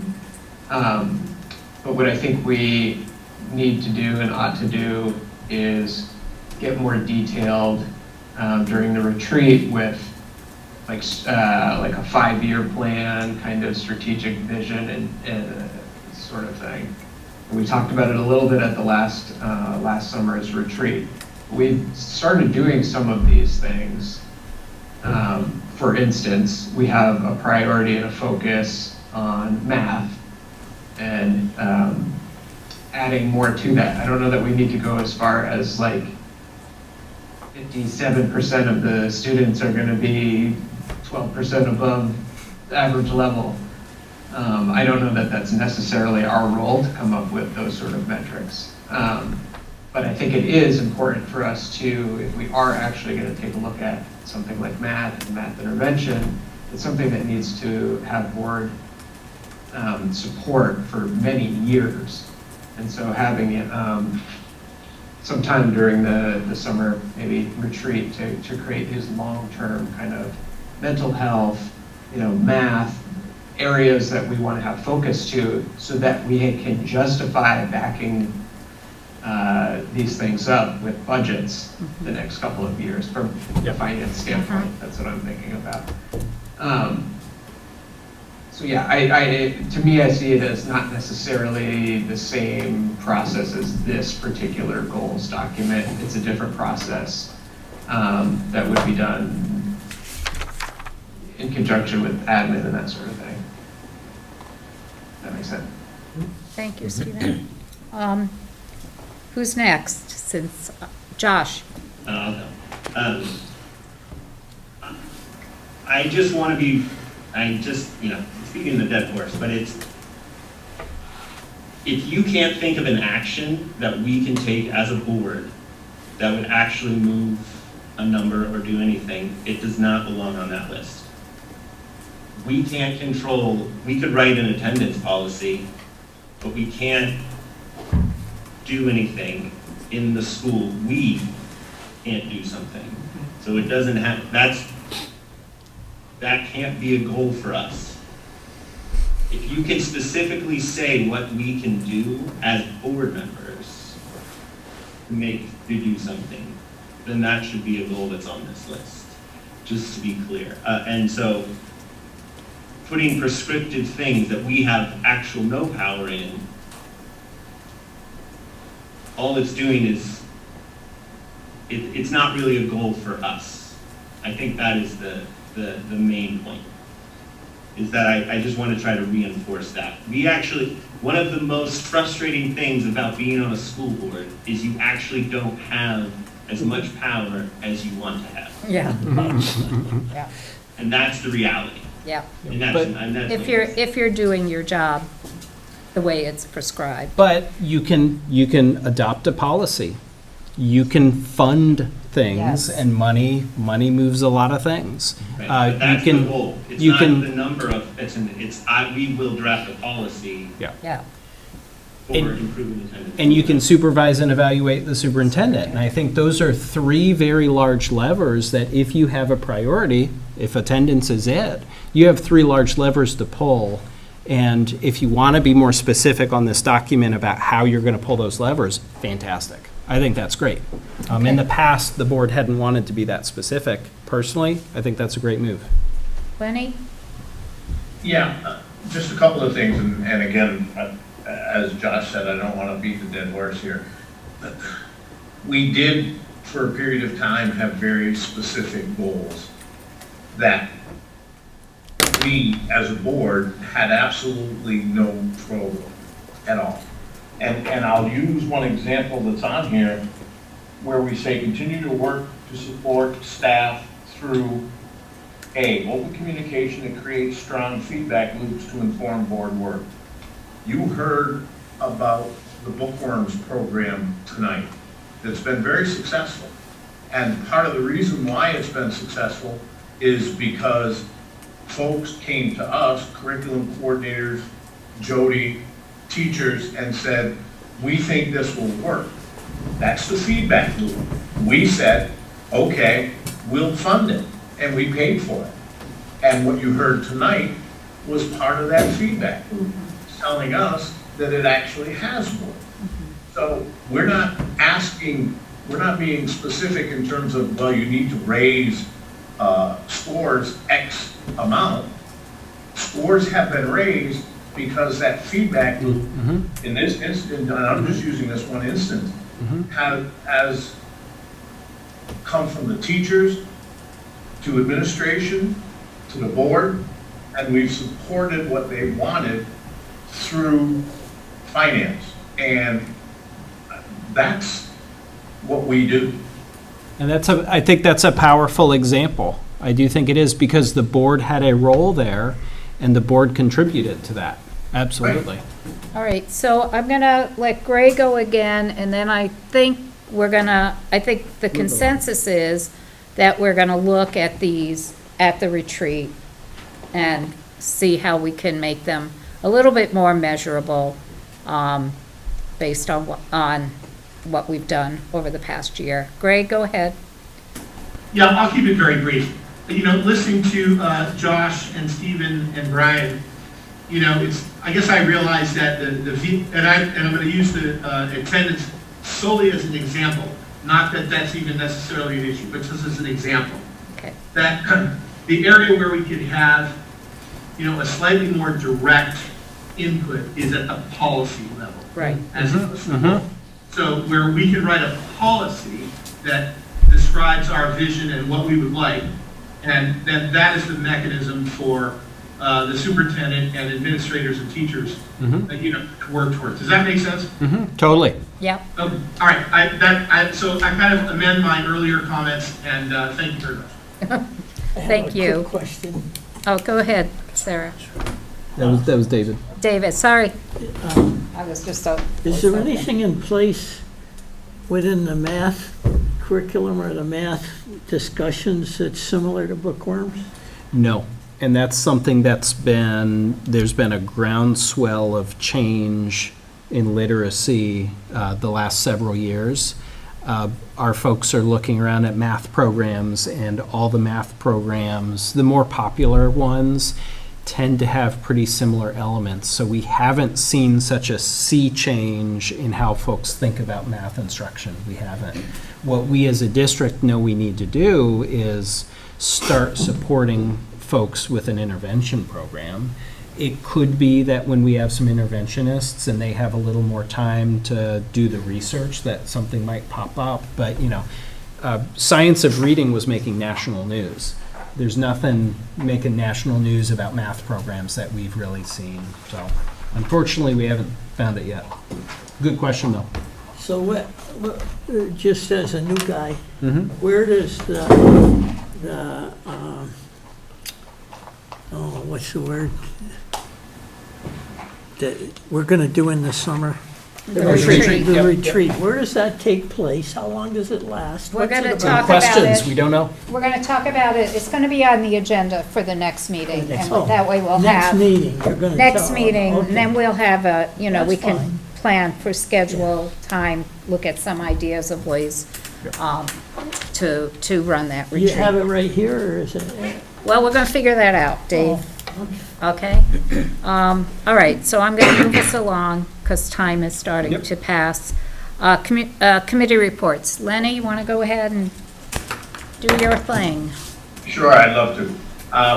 We did meet tonight, and I have a couple of 3 contracts to present that was approved by the committee. Just wanted to let folks know in general, 2 other things that we're looking at in the personnel committee are the roles and responsibilities of the committee And we're also looking at exit interviews and how we can better share the information that we might get from those exit interviews with the committee itself and the full board. So that's an ongoing process. So I'll make a motion to offer a contract to Sam Brochu, 1.0 full-time equivalency, K through 12 phys ed teacher, be splitting time between Wallingford and Shrewsbury. Is there a second? I second. Sarah seconds. Any discussion? And I'll say this, and Brian, you can follow up if you'd like. Yep. A couple of these positions are from folks who chose not to renew their contract. Yep. And so we're filling those positions. Later on, by the end of the month or the beginning of next month, we'll have a list of folks who are not renewing their contract. At that point, I will be contacting them in terms of exit. Perfect. Thank you. Thank you for that, Lynn. Thank you, Lynn. Okay, all in favor? Aye. Okay. Unanimous, okay. Okay, number 2. Again, I'd like to make a motion to offer Tom Michael a position .6 full-time equivalency, grade 7 through 12 social studies teacher. This is at Mill River, and again, it's a position that was filled last year, and that person is choosing not to come back. This is a position that was part social studies and part driver's ed a couple of years ago. So this is the social studies part of it, and you talked about the driver ed part of it earlier. So I make that motion to offer Tom Michael a .6 full-time equivalency position in 712 social studies. I second. Sarah seconds. Any other discussion? I think you discussed. Anybody else have any comments? Okay, all in favor? Aye. Okay. Next, Lenny? Yep. Next, and I'll try not to discuss it. Oh, that's next, okay. I'd like to make a motion to offer a contract to Alexa Damey, 1.0 full-time equivalency at Tinmouth Elementary School for kindergarten. Okay, is there a second? I'll second that. Okay. Dave, second. Any discussion? You want to add anything to that, Lenny? Or anybody? Brian? Yeah, go ahead, Brandon. The Tinmouth individual, this is somebody has about 9 years of experience, is currently in Rutland, and is excited about heading up the mountain to Tinmouth. That's great. All right. And that's also, this position is also related to the math interventionist position. Oh, no, not this one. Not this one. Oh, okay. Sorry. I was wrong there. Yeah, don't put that. Okay. All right, all in favor? Aye. All right. Everybody. Okay. And that's at our next meeting, will fall the night of graduation. So at this point, we have not scheduled another meeting for personnel. Okay. Thank you, Lenny. Policy, who's chair? Is that Kim? That's me. We have not met since the last school board meeting, and I actually wasn't at that meeting, so Ray or Jody, if you have on this call, feel free to jump in and missing something. But we do have some policies for second read. Is that correct, Ray? That is correct, that is correct. Okay, so I would like to make a motion to adopt policy A6, public participation at board meetings for second read. Okay. Is there a I'll second? second that. Okay. Lenny, second. Discussion. Oh, sorry. That's okay. Any discussion? Anybody want to talk about? Second read means? Second read means we've warned it in the Herald. So once it's warned in the Herald, we can officially adopt it. Adopt it. So your vote will be to officially adopt Yep. this policy, This new policy, or rewritten policy. rewritten. updated, I'm Or not sure. A6 didn't change, did it? Yeah. Public No. participation? No, I no think change. it's just the date, so, Yeah. okay. Any other discussion, all in favor? Okay, great, okay. Great. I'd like to make a motion to adopt D4, educator supervision and evaluation for second read. Okay, second? Ned seconded. Okay, discussion? Is this another just date change? I believe so. Jody? Sorry.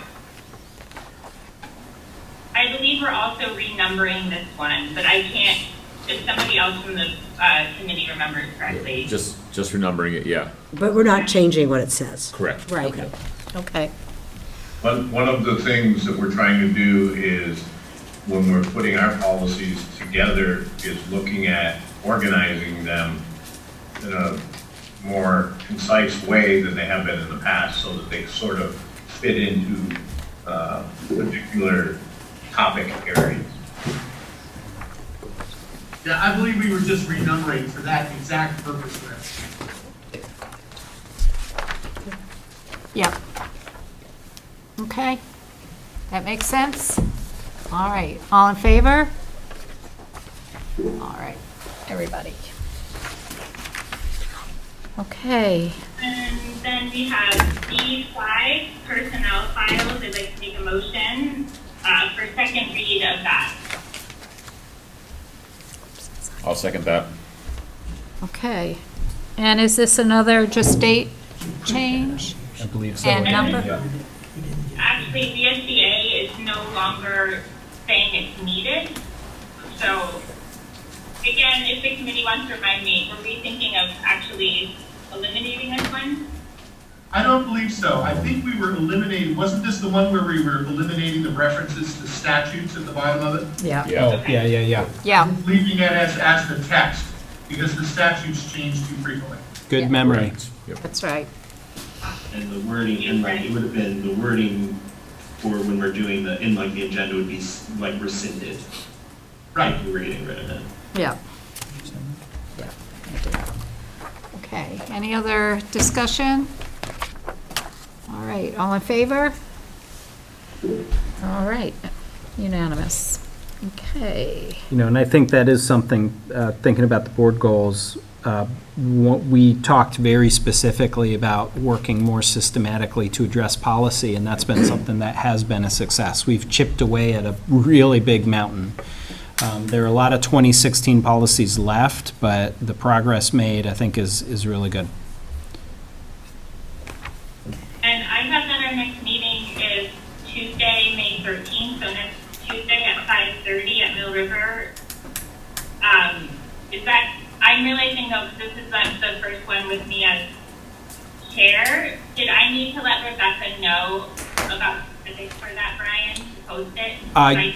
No, I took care of that, Kim. This is Jody. Oh, Jody, you're amazing. All right. Thank you. so Jody will do the agenda, is that for that meeting? Sounds like Correct. I already Yes. sent the agenda over. Okay, oh, good. All right. Is that it for policy? Okay, thank you, Kim. Building and grounds, I think that's Josh, right? I can't hear you. Yeah, I was telling myself I needed to unmute. So one of the big topics we already talked about was the stormwater runoff project. And we talked about a few projects at Mill River that may or may not come out of our budget. And then one of the things that will be seen as a full board, probably at the next meeting, will be talking about paving at Clarendon. I think Tim's working something up to go into the Herald, because bids are really tough there, and we got to get into the Herald to satisfy bid laws, and that just will take a little while. Yeah. And that number will give you a very good clue about how much it's going to cost. Oh, yeah. Green Mill River. Oh, yeah. There's a lot more paving at Mill River. Yeah. Those are big projects. Yeah. Yeah. And then we just discussed a little bit more. I have to get from Stan a better idea of what our total budget that we have in the Buildings and Grounds Fund is. And we're just gonna keep trying to work on that 5-year plan and just keep trying to keep moving along with the 5-year plan. And then we'll have to start probably, I think, in the fall, talking about setting up actually like moving on past the projects that we have planned to start seeing if there's other projects that have come up. And the only thing that, if people could, our normal meeting time, we can't do this month. So I was wondering if people could do the Tuesday, which is the 27th at 5. And you don't have to decide right now, but if you could shoot me an email, that would be great.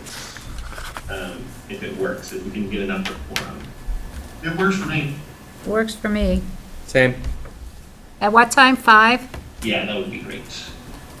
I have a buildings and grounds question. Is it okay I'm just curious, because I hear you with the paving stuff, and I was just wondering if something like the repair, just for like the exit lanes of Mill River, like is that something we can do sooner and like on our own just to patch that area?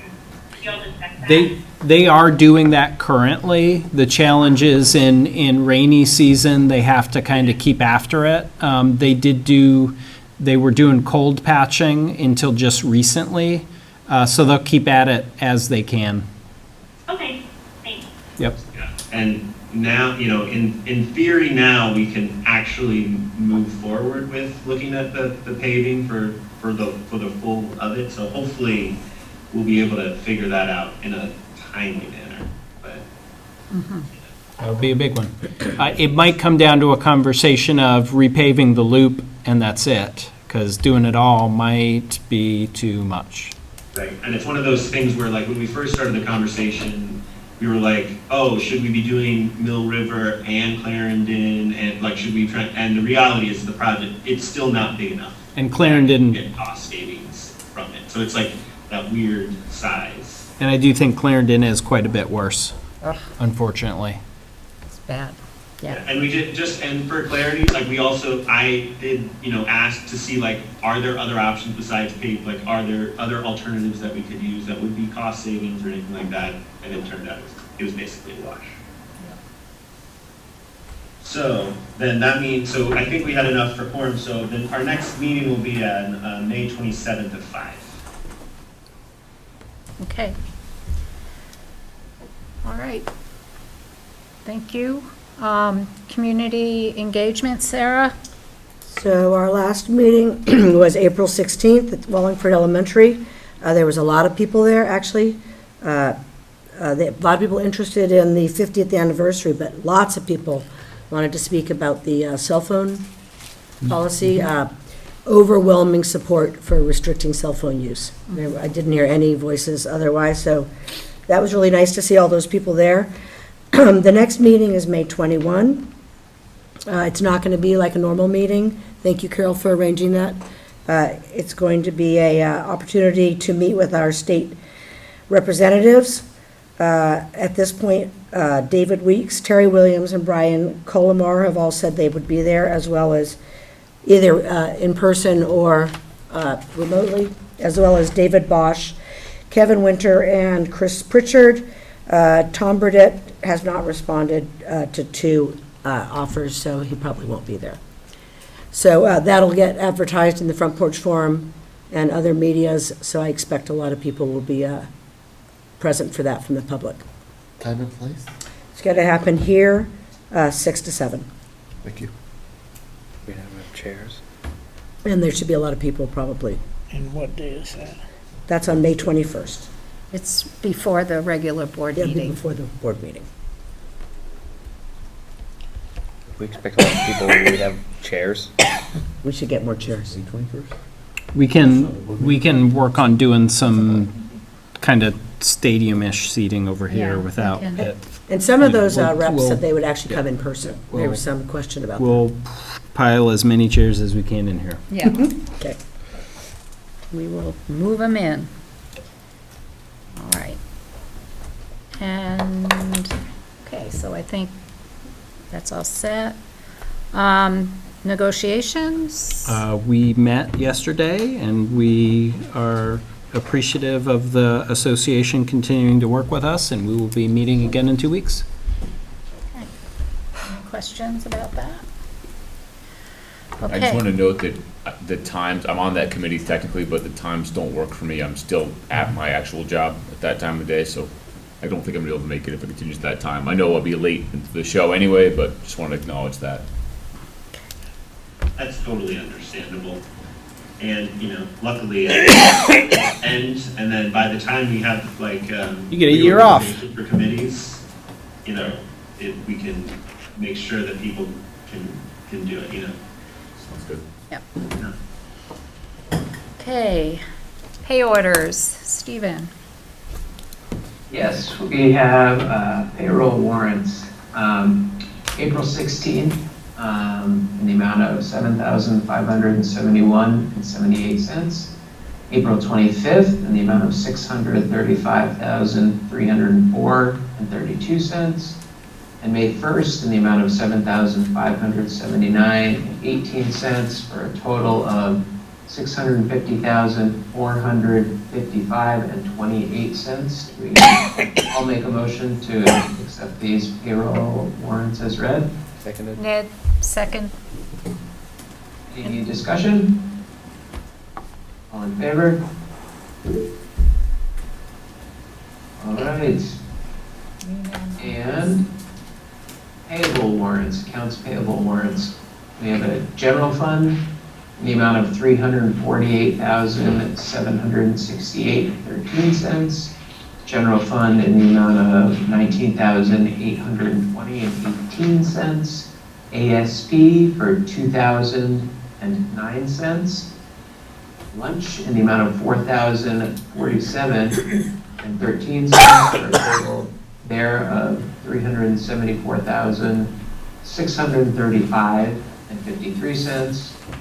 And we have student activity for Mill River for $6,585.57. And from Shrewsbury in the amount of $450 for a total of $7,035.57. I'll make a motion to accept these payable warrants as read. Ned, second. All right, any discussion? All in favor? Great.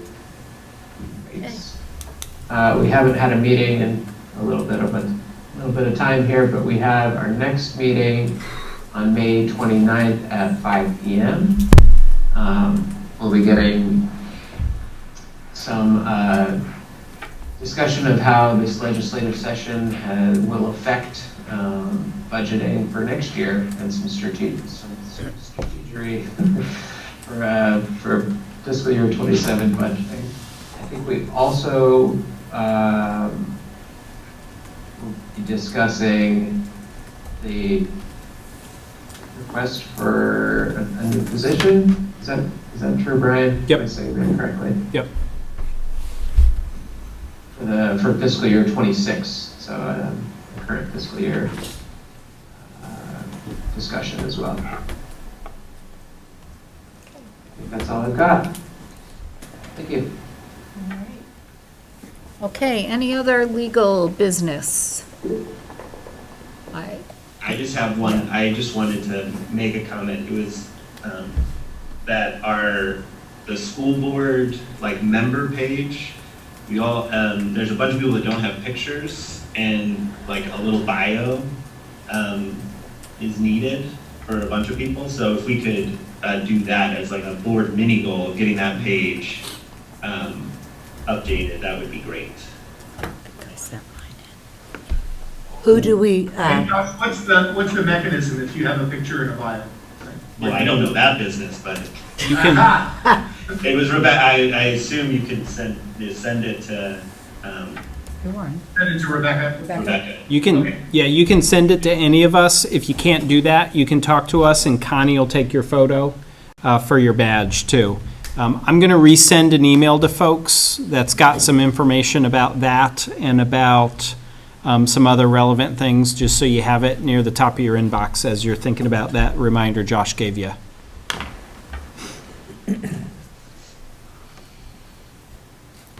That has some basic criteria for the bio. You know, we really don't have criteria for that. The best you could do is look at everybody else's Okay. and line Ours- up with theirs. Ours Yeah. tend to run along in Yeah, not academia, 10 so- pages. Not 2 pages. Mine is long. All right. We'll edit it if it's too long. Yeah, If it's mine too is- short, we might add to it too, so be careful. Okay, any other legal business? As I said, we will have retreat planning on the next agenda, so. Yep. So, agenda building, retreat. Retreat planning, how about that? Perfect. The next thing that we'd have in our schedule would be a F28 student wellness update. That's a policy that calls for an annual update, and it's that time of year. We would typically do pre-K, but trying to schedule with Sarah Bolster to do pre-K, we're going to bump that to June. So I might switch that around with 5-year facilities plan, just to have a reasonable agenda for the night, if that sounds good to folks. If we didn't do 5-year facilities plan, we'd do it at our June meeting. So 3 things: Well, wellness, facilities, retreat. and maybe, I guess we could do it during the committee reports, but follow up on what we learned from the, hopefully all these representatives will Oh, show up okay. and, Yeah, Takeaways. So during maybe your community put that on the engagement. agenda, takeaways from the, Right. yeah. Okay. So I don't know if we need that as a separate agenda item. I think doing it under community engagement makes sense. Okay. I think it does. Great that you got that much participation though, that's cool. Ray? so Do for, you have when that something? comes up, bring up what they said in a nutshell, sort of. Yeah, I guess, actually, Kim, maybe you could help me with this. I was thinking more about how are we going to respond to whatever's coming down the pike? Is that something, again, do we that just we could do listen? during the retreat, or should we, that's why I guess we could discuss that during the retreat discussion as well. You mean when I asked for a special Yeah. meeting, Carol? Yes, maybe you could talk about what you were thinking. We have a few minutes. Yeah, I just didn't know if we needed to find more time as a board to be able to all understand what's coming out of the state legislation right now and like the changes happening. I don't know that we would fit it into regular board meeting, so I thought maybe we could have a special meeting. I know it's changing though, so Yeah. maybe it doesn't have to happen until the summer. So I would have 2 questions. One is going to be, what's the purpose? And is it going to be, do you want to have a meeting to get up to speed so you can call up your reps to advocate? Then you better do that quickly. If it's 2, we want to figure out where this stuff is landing and how we as a district are going to navigate it, then yeah, you're going to be talking mid to late summer. Yeah, All right. that's a good point. I was thinking more same page to navigate. I was feeling like we were a little behind the 8 ball and Yep. advocating you.